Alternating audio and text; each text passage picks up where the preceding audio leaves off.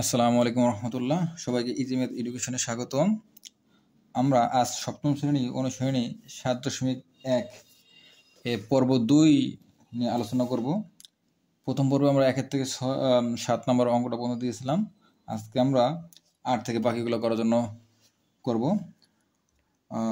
8 নম্বর অঙ্কটা এরকম ছিল যে x/2 + 1 = 3 হলে x এর মানটা নির্ণয় করো বা সমাধান করো। x এর মান আমরা এখান থেকে বের করব। আমরা এখানে লিখবো যে বা এই x/2 = 3 লিখছি, আর এখানে যদি প্লাস আছে আমরা এটা পক্ষান্তর করলে ওই সাইডে গেলে প্লাসটা কি হবে -1। এইখানে সাইড নোট দিব পক্ষান্তর করে। পরবর্তী লাইনে আমরা বা লিখে লিখবো যে x/2 = 3 থেকে x চলে গেলে হবে কত 2, বা x সমান হবে, এটা আমরা আর গুণ দেব, 2 এবং 2 গুণ দিলে কত হবে 4। এটা আমাদের নির্ণয় সমাধান, লিখবো x = 4। আশা করি তোমরা অঙ্কটা বুঝতে পেরেছো। আমরা 8 এর পরে 9 নম্বর অঙ্কটা একটু ই করব। এখানে আছে x/3 + 5 = x/2 + 7। আমরা বলেছিলাম যে বাম পক্ষে সমস্ত চলকগুলো আমরা নিয়ে আসবো বাম সাইডে। তাহলে এখানে আছে x/3, আর যেহেতু এটা +x/2 আছে, এটা আমরা এই সাইডে যখন পক্ষান্তর করবো তখন হবে কি -x/2, আর ডান পক্ষে আছে 7, আর +5টাকে আমরা যখন পক্ষান্তর করবো এই সাইডে আনবো তখন হবে কত -5। এখানে লিখবো, সাইড নোট দেবো পক্ষান্তর করে।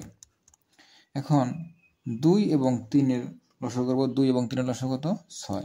লসাগু নিয়মে যেটা সেভাবে করবো, আমরা এই 6কে 3 দিয়ে ভাগ দিলে হবে 2, 2 দিয়ে x গুণ করলে হবে 2x, -2 দিয়ে 6কে ভাগ দিলে হবে 3, 3 দিয়ে উপরের লবকে গুণ দিলে হবে 3 এবং x গুণ দিলে 3x, = 7 থেকে 5 চলে গেলে থাকবে 2।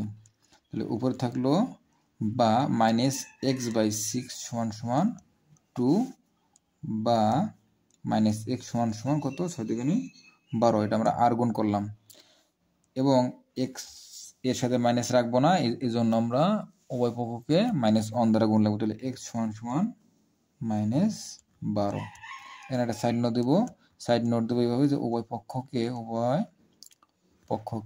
-1 দ্বারা গুণ। কি করছি আমরা x গুলো বাম সাইডে আনছি এবং এমনি সংখ্যাগুলো ডান সাইডে নিচ্ছি, পক্ষান্তর করলাম আর কি, পরে লসাগু করছি। 2x - 3x = 2। এখন এই 2x থেকে -3x হলে একটা x থাকবে, নিচে 6, পরে আমরা আর গুণ করছি, -x = 6 × 12।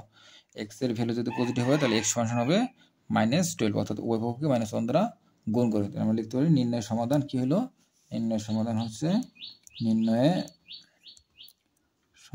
হবে x = -12।